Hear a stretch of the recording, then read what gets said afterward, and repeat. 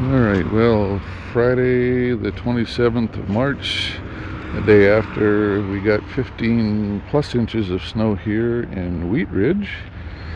And you can still see there's some snow.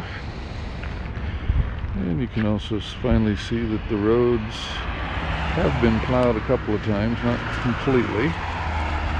But the major roads are appearing to be dry. This is one of the major side streets here in Wheat Ridge, but there's still lots of snow.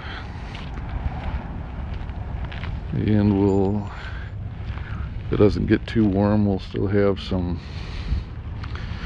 nice big dirty piles of snow here in the parking lots for another couple of weeks.